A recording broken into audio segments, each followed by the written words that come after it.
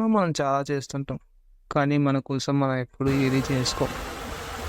అలా నేను నా కోసం చేసుకోవాలనిపిస్తుంది.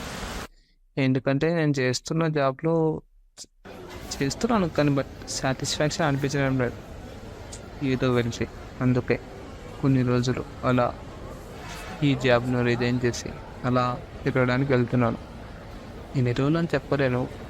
నేను చేసే జాబ్ చాలా గొప్పది అని చెప్పలేను. ఏదో నా స్తోమతకు తగినట్టు నేను అలా కొన్ని రోజులు వెళ్తున్నాను. ఇలా వెళ్ళడానికి జరిగే ప్రయాణానికి ఎటువంటి ఆటంకం జరగకూడదని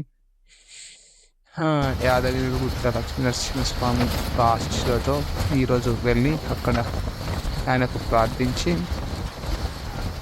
బాగా జరగాలని కోరుకుంటున్నాను.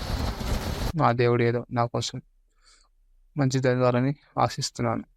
ఈరోజు వెళ్తాను. ఇప్పుడే వచ్చాను గుడికి. దేవుడు కూడా నా మాట వెనుకట్టున్నాడు. ఉంటే బాగుంటుంది. ప్రయత్నం బాగా జరగాలని కోరుకుంటున్నాను. దర్శనం అయిపోయింది. ఇప్పుడే బయటకు వచ్చాను. చాలా తొందరగానే అయిపోయింది. క్రౌడ్ ఎక్కువగా లేదు కానీ బస్ స్టాండ్లో వెయిట్ చేయాల్సి వస్తుంది చాలాసేపు. ఎందుకంటే ఈ ఫ్రీ బస్ పెట్టిన తర్వాత నుంచి చాలా ఫుల్గా ఉంటుంది. అందుకే త్వరగా వచ్చేస్తున్నాను. ఒక సూపర్ లగ్జరీ బస్ వచ్చింది, డీలక్స్. ఆ బస్ ఎక్కించాను.